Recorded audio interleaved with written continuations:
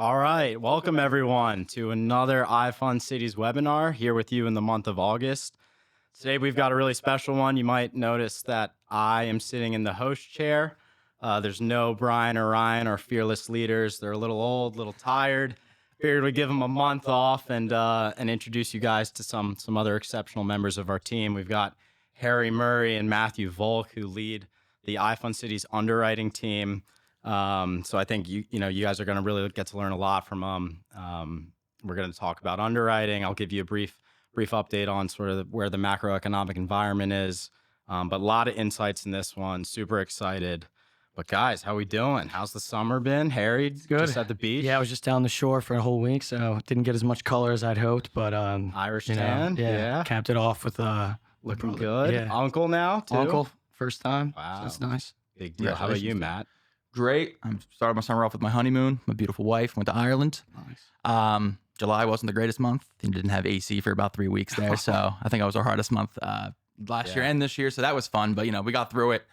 So if I think I can get through that, I can get through anything. So especially this podcast. Especially this podcast. We'll get through it. We talked to you guys last month about iFund Cities being named in the top 10 national private lenders ranking, youngest lender to do so. And a big reason for that is the work that these guys do on the underwriting side. So they really understand credit. Between the two of them, they've seen thousands of loans. So we're really going to go over a lot of key lessons learned and give you guys some tips. And they've got excellent brains, a lot to learn. So time to lock in. But before you lock in, I'm going to go through the boring stuff, which is the market updates. So here's a graph. The graph, the same spiel I always give, but here's where sort of the 10 and the 2-year Treasury stand to date. The spread between the 10 and the 2 remains relatively constant. It's been around 50 basis points the last few months, but it's the curve has steepened a little bit. Now we're in this 55 to 60 basis point range, which I actually think is somewhat positive. If we look at sort of historicals between the 10 and the 2, a steeper curve has sort of made way for tighter spreads against different riskier assets. So if the curve continues to steepen, you could see mortgage spreads to the 10-year Treasury come in a little bit, which everybody is hoping for. But I think big news here. The Fed met earlier in August. There was no cut, but coming out of that, markets are now pricing in an 85% chance of a 25 basis point rate cut at the September meeting. And then further on top of that, markets pricing in a 50% chance of an additional 25 basis point cut. So we're looking at around 50 basis points of cuts between now and the end of the year. But before everybody gets super excited, as we've learned in the past, just because, the Fed cuts rates doesn't mean mortgage rates will fall, right, guys? We've drilled that into you. That's absolutely correct. I had that tattooed on me. That's absolutely correct. And furthermore, we had a 50 basis point cut last September, so a year ago, and what did we see? We saw mortgage rates rise. Right. So don't bank on mortgage rates falling, but hopefully maybe we'll see steepening in the yield curve, and then maybe tighter spreads, and then maybe we will get some alleviation on the mortgage rate side. We did actually hit for the year a 30-year fixed rate low about a month ago, so hopefully trending in the right direction. But moving on to the sort of the unemployment and inflation data. So unemployment for July came in at 4.2%. That was up a tick month over month. And then non-farm payrolls had a big miss where, analysts on Wall Street were forecasting 106,000 new jobs to get added to the economy, and we only had 73,000. So that was a big risk, or that was a big miss. So we did see yields yields fall on that news. CPI came in lower than expected, but no change over months. So inflation was stable, but the yields falling that sort of the unemployment data caused was kind of negated by the fact that we got this producer price index. So producer inflation came in significantly higher than expected, which sort of pushed the 10-year back up to where it had been pre-unemployment print. So rates are pretty stable, but like I mentioned, the yield curve is steepening a bit, and hopefully that'll tighten up some credit spreads, and maybe we'll see mortgage rates come down a tick. But that's the boring stuff. I wanted to get through that quickly and talk about underwriting. as I mentioned, these guys are real studs.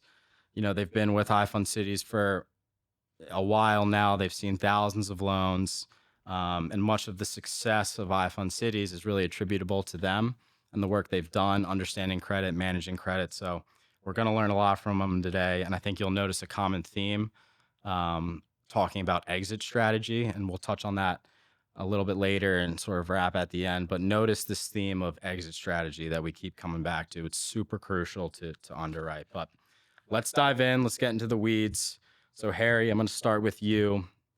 Lessons learned sort of on the bridge underwriting side. That's that short-term debt, fix and flip ground up. What is this concept of high velocity property flipping, and what have you learned, and what are the risks? Yes, it's a great question. So when we talk about the high velocity property flipping, we're not really, we're not talking about your renovation project that you're going and flipping later and setting up the new market there. What we're looking at is going to be the transaction histories that are attached to that property. And so when you talk about property flipping, you're kind of seeing, so you sell a property for $100,000 3 months ago. Now 3 months later, you're trying to sell it for $200,000. And so that's kind of manipulating the market, because the market's not going to move that fast just from a pure seasoning standpoint. And there's nothing that's going to go support that value. The issue here is what comes into play is going to be that $100,000 value, which is probably the true market value of that property, versus now you have a purchase contract of $200K that you're going to provide to your appraiser. Your appraiser is going to go out, use that as kind of a baseline for the value of the property, rubber stamp that appraisal at $200,000, which is going to skew your comps. And where you're going to see an issue on that is going to be at the after repair value comps. Yep. You're now going to have probably an inflated value both on the front end and the back end, which is going to lead to a false value. So when we kind of look at your history of the properties, really what you're looking at is what's happened in the last 12 months on this property. Has it sold? Has it been transferred from, this investor to this investor on a failed project maybe? Is there large assignment fees? Is there double closings that don't support that type of increase? And so what we always want to kind of look to is to, really as an investor, review your appraisal and not just always take it at face value. Right.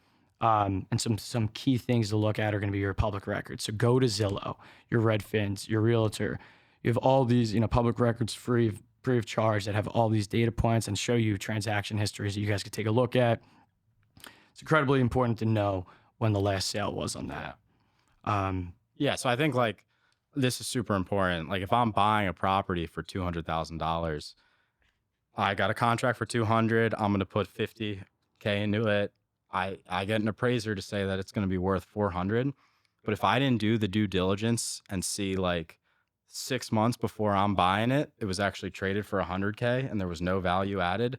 When I'm done with my project and I go to sell it, I might not get that number because the real value that I should have bought it for was probably closer to 100, right? That's right. Exactly. You have the same issue with assignment fees, you think, on your purchases too?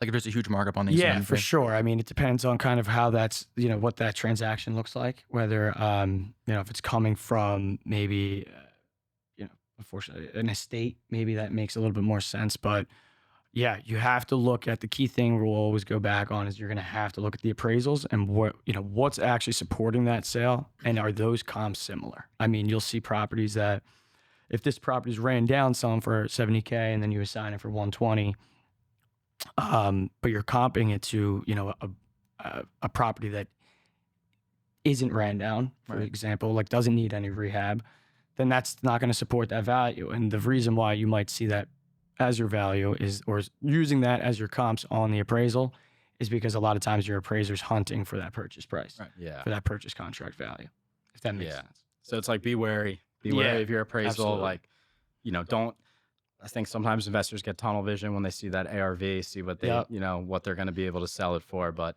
really dig into what, the transaction history on the property, how many times has it been traded the last 12 months? Like, get a lot more comfortable with sort of your starting value. If the appraisal value is high, that's the investor's going to love it. If the appraisal value is low, they were wrong. Yeah. You know what I mean? Yeah. So, Right. can't win. Yeah. Okay, perfect. So now what's this overextended borrowers concept? Like, I think we've all seen a lot of this, but why don't you dig in a little bit and Yeah. tell us? So this is going to be kind of the concept of, your borrower that did 2 deals in the past 6 months, fully executed, sold them. got about, 100K or so after selling of profit back into their pocket. They're all happy. They're all ready to roll. And now they want to come do and try to scale that. At They read 10. the Burr book. Yeah. They read the book on That's Burr. right. And now they've got it all figured out. They're Yeah. going to make $1 million. Yeah. Exactly. We'd all be doing it. So they want to come in and do 10 projects at once. So this can cause, both an execution risk, a financial risk. And those two parts can also, work together, but not necessarily. So when we talk about your execution risk, well, if you did 2 projects in the past 6 months or take, and now you want to do 10, you can't be at each project at one time. Right. Right. So do you have the team set up? Is it ready? Are you in place to actually be able to execute on those projects in a timely manner? Everybody wants to go do 10 in 3 months, sell them all off. The reality of the situation is that typically doesn't happen. And so are you set up as a team for your projects to actually be able to go and rehab those projects and get them ready to get to the market? The other side of it is going to be, which is two sides of the same coin, but is going to be your financial risk. And so that kind of comes into play with overextending. And so to the point of the execution, say you're going on, you want to flip these in 3 months or so. The projects are lasting a little bit longer than you thought. Your interest carries are going to be increased on an exponential and compound. So ultimately, you don't want to you don't want to fall into maturity. You don't want to get extension fees, etc. Yeah, that's right. You're doing 10 deals at once. Things could be going great on 9 of them, but as soon as one of them, you find something as you're doing just a cosmetic renovation and it needs like structural, maybe now all of a sudden needs structural renovation that you weren't ready for. So it's like you're taking sort of your free cash to push now. You're doubling down on this one project to get it to the finish line, and that creates this cascading effect across all your other ones where now the duration on all of these projects is now extending. So it's extra interest expense on all of them. Yep. And then like, God forbid, you can't get out of all of them. Now it's extension fees, yada, yada, yada. So we've seen this a million times. People get in, out over their skis. And so we like to say slow and steady wins the race. And then sometimes it's like, if this starts to happen with you, it's like the best thing you can do is try to just keep the conveyor belt moving. Yep. And so it's like, if you got to sell some of these projects at a loss, it's like, get out of them, recoup as much cash as you can, and then rebalance and keep going. That's exactly right.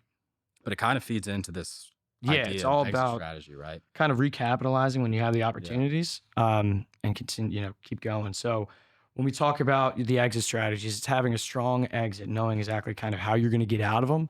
And so we like to think about, a phasing approach, especially when you're talking about, you want to go do 10 projects at once, kind of what we just said about the scaling. Now, are we going to be doing 10 townhomes development, or is it going to be 10 scattered lots, right? So those are two different scenarios. And when you look at phasing a project like 10 townhome development, you don't want to go and build all 10 of those at once at the same time, lay the build it all up, Right. and then go try to sell all 10 at once. Exactly. Yeah. That's this absorption thing, right? Exactly. So your absorption rate, what you're looking to do is go phase it out. So you're never going to build all 10 at once. And then as soon as you get all the inventory done, go sell all 10 in that month 12. Yeah. And that, you made out like a bandit. Everything's done. Yeah. It's not Now you're a how it millionaire. works. And Yeah. so the market's going to tell you kind of how these properties are absorbing. But mainly what you want to do is kind of build it out. Find that happy medium of finishing the projects, selling them off, recapitalizing, using that money to go inject back into the projects, and you can keep moving them out that way. Yeah. I think I can't sort of hammer down the importance of this enough. Yeah. I mean, we looked at a deal recently in Charlotte, and it's like Charlotte, great market, the house, like the ARV on the houses fit perfectly in line with the zip code, like experience builder, all that. But he wanted to build 10 houses side by side on the same street. And his plan was to build them all at the same time and then sell them all at the same time. And it's like, even in your strongest markets, it's unlikely that 12 months from now, you're going to have 10 buyers ready to take all of those down. That's right. So it's just this concept of absorption is really important, I think. And there are tools that our borrowers can use, like free public data. It's like, look at Zillow, inventory absorption rates, look at Redfin, Yep. get a feel for how quickly product is moving in your zip code, in your county.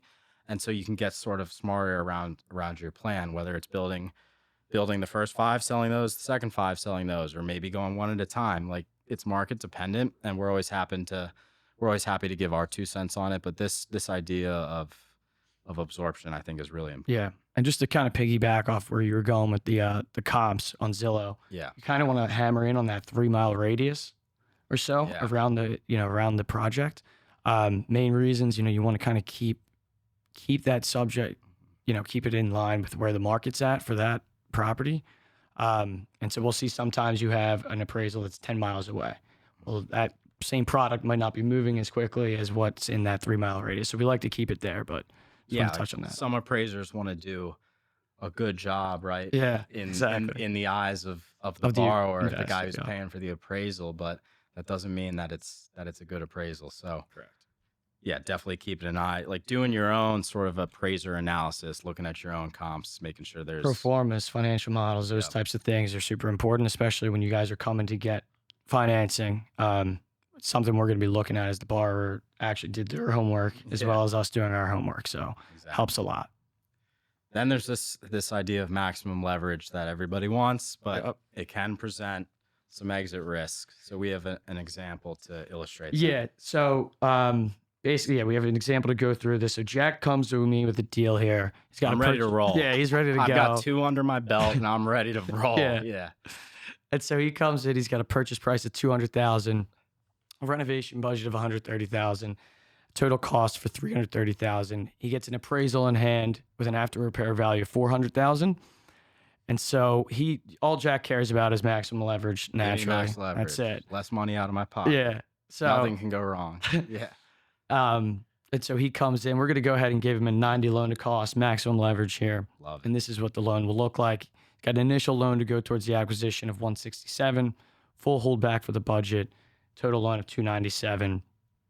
From the cost to the total loan, his equity portion is going to be 33,000, and then modeling that to the 400,000 appraisal that we got is going to give him a profit of 70,000.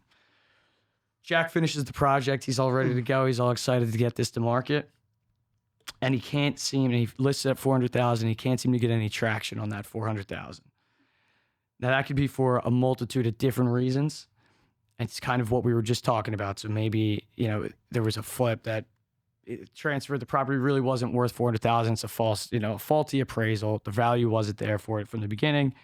It could be the market, the market moved, or at the end of the day, the market could have stayed the same. The housing prices were standard, but the absorption rates kind of decreased. Yeah. And Maybe there's no buyers. yeah, there's not decreased the buyer pool.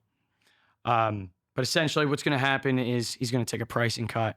So he's going to relist it at 375. A couple months later, he's still not getting any bites there, and he's going to go and list it down at 350. One last chance. One last chance. He might get an offer for 345, and he doesn't want to swallow his pride, Too so proud. he doesn't take that bid. Too proud. And at that point, rather than taking the bid, he's going to come to us and say, I got to change my strategy here. What can we do? And I know that we still need to get paid off. I need Jack to get us paid for the loan that I wrote. And so I go ahead, I kick it over to Matt, see if he can put him into a 30-year refinance. Yeah, so now Jack's in my world. Sometimes these are tough truths when it comes up to this scenario, but this is a scenario that happens a lot. This is a really good example. So like you said, so we have this project, you're expecting 400K. You can't sell it. You come in for the appraisal, comes in at 380. So now you're already below where you thought. So Yeah, but that's fine, right? exactly. Everything's perfect. Unfortunately for you, we're going to go up that lowest listing price, because if you can't sell it for 380 or 350, why would I give you a loan for 380 based off the 380? So we're going to leverage that loan off the $350,000 lowest listing. So in your scenario here, 80 LTV, you're at a $280,000 loan, assuming you qualify for the max leverage. But as you can see, your payoff's at least 297, and that's just your payoff. So that doesn't include escrows, Yeah. paying for insurance, lender fees, title fees, if you're transferring entities, transfer fees. So at minimum $17,000 in the hole, just paying off the old loan. After all that's said and done, you're probably closer to 50, depending on Yeah. multitude of things. And then as Harry said, if you're doing 5, 10 at a time, you multiply that number by the amount of projects Yeah. that are sitting and not selling. So Yeah. this is more like a 50K loss. And if I'm doing 10 at once, which I am because I'm because you're I'm a all genius. confident now. I figured out the system. Right, I'm the a best genius. investor of all time. Now I'm down 500,000. Exactly. So it really can snowball on you. Whereas you could have taken the bid at 345, should've and then taken you the have bid. about a 150K profit. Yeah, Yeah, let's wash your hands of the tense. property sometimes. So this is like obviously we're having fun with this example a little bit, but we see this all the time. Yeah. All the time. And I think this is a perfect segue into the sort of the lessons learned on the permanent financing side. So Matt, kick us off. Yeah. So with, again, back to the exit strategy. So a lot of these come in property listed for sale. That puts you typically in two buckets. For the most part, these are people or investors that don't plan to hold the property. Either they don't hold any rentals, or that's just not the strategy. Like, I'm going to build and flip. Right. So first thing is first, you're in a real tough spot as an investor. You have maturing debt. You have to make, either you're going to sit on it and just accumulate default interest, or you're going to start getting extensions, approved by your lender. So you have extension fees, or with the scenario we just put in front of you, you're refining below market value. Right. So this scenario is the toughest, I think. Instead of just selling the property for like that 345, like we mentioned, now you're leveraging your loan off that listing price. So you just it's a lower leverage loan, so the risk is not there. But as a borrower, you brought money to closing to buy the property, and now you are bringing money again to refinance into permanent financing. So it's a real tough spot to be. Some people have the money to do it, and some don't. And that's an unfortunate thing for a lot of investors. Not a lot, but that does happen. And then you're kind of just you're 24 months into a 12-month project. So your payoff is now just littered with default interest. Another risk with that strategy changing at the last second, just because you have to get out of that maturing debt, is these, like I said, the investors, maybe they don't hold any rentals. And now you're in a different market in terms of now you have to go out and source tenants. You have to, make sure you're getting model, right. So you're like, that market rent that's on the 1007 on your appraisal, is that accurate? Can you get more than that? Or is that, what you're going to get? Or maybe in some cases you get below, because you just need to get that property to cash flow something at some point. And if you're not into the business of sourcing tenants and managing properties, then you're going to go out and you're going to buy a property or hire a property manager, and that's more fees. It's like all More these things costs. are accumulating before a tenant's even in place. So you have just a property that you're just making payments on, fees are accumulating, and it's just a real tough spot to be in when that strategy changes and you're listing, especially when you list the property below the as-is value. Right.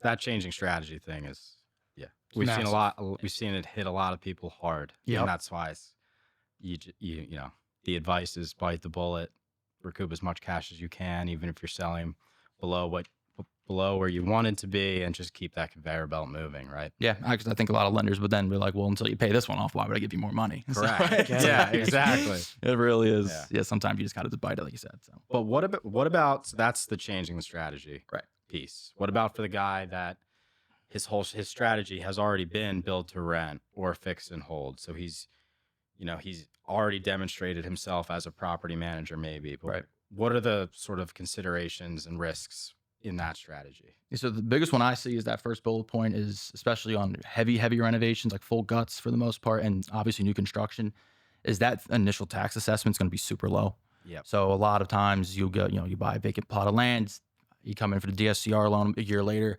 and your property taxes are $200-$300 Based on the vacant land. 'Cause it hasn't been reassessed with the newly built property or newly renovated property. Which can take almost 12 months or so, depending on when the next assessment. So if you're finishing up a project now, you probably won't see it until maybe 26, maybe 27 at this point. So it really depends on the area, how fast they reassess. But if that DSCR is tight to start, like if you're just like if you can get $2,000 for a property and your payment's like $1,850, $1,900, you're only getting like that $100 delta between what you're bringing in and you're paying out. Once those taxes come back, like I've seen them come back, I like to get estimates from title companies just to like get an idea of what this is going to be in 12 months from now, 24 months from now, and like these taxes will go from $300 to $5,000. Right. So like that second, third year of this loan, you're already hemorrhaging money on the property. Yeah. So it's so if you're rushing to get, like, you're running this big build to rent operation and you're rushing to stabilize these properties, it's like the advice is like get with your title and think about what these taxes are going to be in a year from now. Unless like you are maybe in a market that has higher rents, maybe the rents are catching up. But that would be like more of like that third point of like getting the property leased. Like, what are you actually going to be getting? And then you can kind of give yourself some of that area to, like, if these taxes do skyrocket, if insurance does skyrocket, I still, will be making out month over month. But you see that a lot. And like the second point, the rising insurance cost, that was a Seen big that thing. everywhere, I feel like, So that's been an increasing thing. I think I've been at iFC for about 3 years now. I think they've gone up every year since I've been there. And it is kind of shocking to get through loans, and people don't realize that they're in flood zones, and your flood insurance is typically dwarfs your property and liability insurance. So that's just like another huge thing just to throw on top of, into your DSCR, your cash flow sort of a thing. So knowing your taxes, getting just a rough estimate of like what's the worst case scenario, how much are these going to go up, and just having an eye on, like, on insurance. It might be $1,500 this year. Is it going to be $1,700, $18,000, $2,000 next year? Huge. I mean, we just saw amount. Florida get hammered with hurricanes. And Exactly. a lot of our borrowers are getting crushed now with the new insurance, premiums they have to pay and that sort of thing. So, and it's not just Florida, really, right? Like it's been across the board. been Insurance across is the up. board, It's just the way it is, unfortunately. So yeah, I love this piece about refinancing before you have a lease in place. you got to get out of that debt. You got to refinance. But We you see it gotta all get the at time. least. You want to get at least. You want to get at least, right? So like you said, so you're coming out of like that short-term debt. Maybe you own something free and clear. You put that, I want all the money I can get, 75 loan to value, cash out. Like, I need my equity back, I'm going to take that money and do something else with it. I got the that next stuff. deal. I need it. No, you couldn't sell the last property, so like now you want the best rate. So you're going to put that 5-year prepay on it, and maybe rates come down substantially in that next 2 years, and now you have that your loan that you couldn't sell. Now you want to refinance because now you're outside of it wasn't listed recently, so I can go off my as is value. But now you're adding that 4%, 5% hit on top of your payoff. Right, with the prepayment. So like refinancing is tough, and if it's tougher to find that tenant initially, then it's you again, you just have that property sitting there and you still got to make payments on it, and you can't refinance and like kind of pause whatever you want to do. But I think a big thing is people just they see like, I want that max leverage, I want that equity out, and then you don't realize the risk that kind of puts on you, and can you get that tenant in for that market? We see this, like, I can't stress the importance on this enough. We see this all the time, whether it's the guy with the big, fix and hold portfolio or built to rent portfolio. And it's like, taking on the bridge project, whether it's building a house or renovating a house. And it's like, all they want is the speed of like how quickly they can refinance into stabilized debt, and how quickly they can get a maximum leverage cash out to go do the next project. And it's like, you understand where they're coming from and why they want to do it. But I don't think enough investors think about the risks of sort of going too fast. If you don't have a lease in place yet, you're relying on that market rent for an idea of property cash flow. So you might qualify for that maximum cash out permanent loan based on the market appraised rent. But if you don't get that, then all of a sudden you're cash flow negative on that property. And like you said, like, if you went for the lowest rate possible, that means you put the strictest prepayment penalty on it. And so, now your property is negative cash flow. Now you're like, well, now I want to get rid of this thing. And regardless if you sell it or even if rates fell and you wanted to refinance, now you're going to get hit with that heavy prepayment penalty. So I like the advice I would want to give everyone is like, get a tenant in there first, or at least have like, maybe stress test your DSCR to a lower rent. Like, here's market rents this. What happens if the tenant I get in there is, 10% below that market rent? How does my DSCR look? And so I think the advice is either get the property leased or maybe consider lower leverage, just to be safe. Right. Yeah. I mean, I think you hit the right on the head right there. I would say, unless you absolutely have to, like if you have time on that short-term debt, I would use that time to try to get that tenant instead of put the DSCR loan at first and then go find a tenant. Right. Like if you don't absolutely have to get out of that previous loan, you have 3 months, get a tenant, let it start cash flowing, make sure like they're a good tenant. People do all the right things and then they don't pay. You'll also be paying interest only. Probably. Exactly. So it'll be a little bit less of a lift for them. Yeah. Right. So keep the debt as low as possible for as long as you can. I understand, want a permanent, but I would definitely recommend, if you have the time to get a tenant in there, definitely do that before you come in for permanent financing.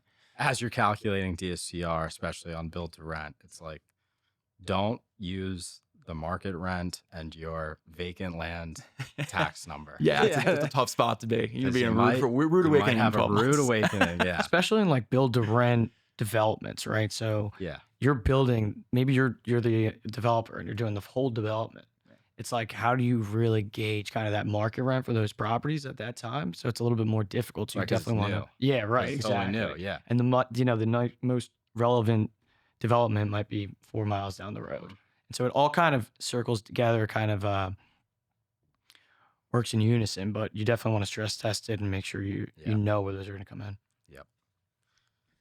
So it's a lot of lessons learned, over the years and the thousands of loans that these guys have seen. But just want to summarize some of our favorite tips, to pass them down to you guys. So Harry. Yeah. So I think the key thing, like we were saying, is constantly looking at, don't have blind faith in your appraisal. Yeah. And really doing your own analysis, looking at Zillow, looking at Redfin, having your own comps pulled, and just looking at some of that pricing history, what's going on in your market. Mhm. It's all about knowing your market. Yeah. Like just using the free public Exactly. resources you have, like public records. It's the first thing I Zillow do when I data. look at a property. Yeah. It's the first thing I do. Right. And so, yeah, it's all at your fingertips. Yep.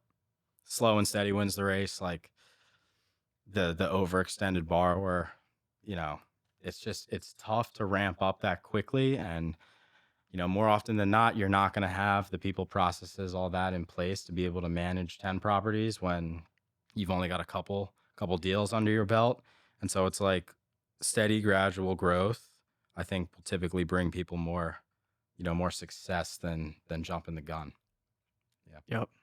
Yeah, and being wary of maximum leverage. I think just knowing when it makes sense to take less leverage. Not everything needs to be. I need the most money as I can. Just to sometimes it makes sense. You get that max leverage and the loan works. You are cash flowing. It's great. You get your money back. You have a tenant in place. and Yeah, it's great. Taxes have already been Perfect world. reassessed. Yeah. Okay. Yeah. So yeah, my advice would be just like you want to avoid making your investment like a liability just because you wanted that money all up front. I love it. Avoid making your investment a liability. I like that. Came up with that today. Nice. That's why they pay you the big bucks. So knowing your market, I know that sounds like common sense, but it's super important to be, kind of a student of the sport when it comes to this stuff. Absolutely. And so, knowing your county, city approval, permitting process, some of the timelines that, take place there, any local market trends, inventory, the absorption rates, housing prices, all of that stuff that's available to you. So your Zillow Home Value Index is which the ZHVI is. That's going to be your average homes that you're looking at for the value in Zillow.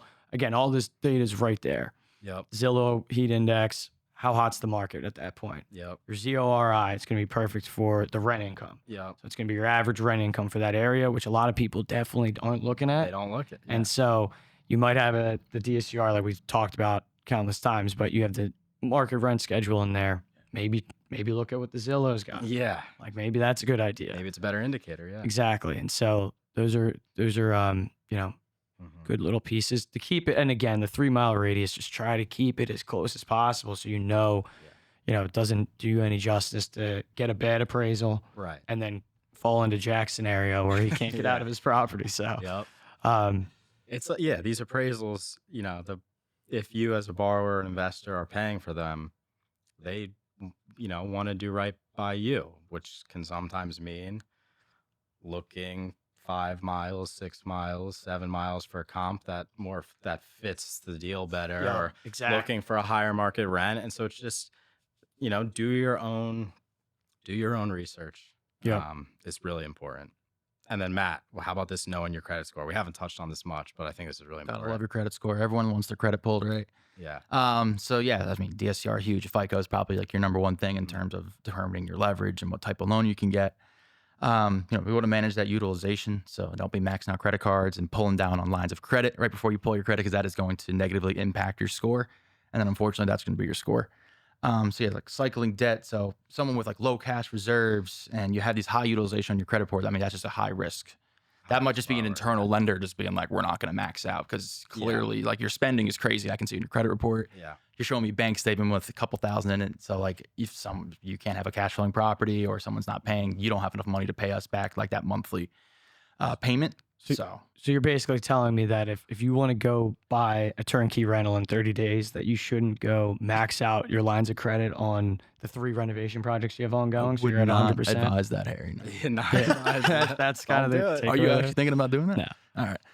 But yeah, just those are flags you can see right away in the credit report. And, you might have a great credit history and credit score, and then you do what he just said, and your score drops 60 points, and now your leverage is shot, and it's tougher to get a good rate. And so just knowing your score for sure. Out of your deal. Yeah. So the Set 30 days yourself leading up to your up. credit score, you want to take care of some things instead of, issuing debt, so to speak. So Yeah. Cool. So we've covered a lot. A lot of lessons learned. Hopefully gave you guys some good tips, but want to open it up to any questions. And just as always too, like we are resources to help. And so if you any follow-up questions related to any of this material, maybe you're a build to sell kind of guy, but if you want help sort of underwriting what that second exit could look like, please feel free to reach out. Like, this is why we do these. We're happy to help. I have my email on the screen there. Ping me. I'll pass you on to the bright minds we got right here, but we'll open it up to any questions. So.